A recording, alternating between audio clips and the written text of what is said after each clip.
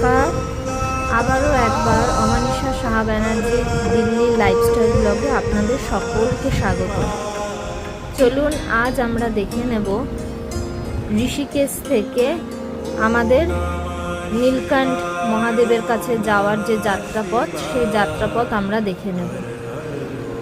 প্রথম খরস্রোতা গঙ্গার দর্শন এবং পাহাড়ের কোলে সবুজে ভরা এত সুন্দর পরিবেশ, সাথে রাফটিং, সকল কিছু মিলিয়ে যেন পরিবেশের মধ্যে এক মায়াবী রূপ তৈরি করেছে।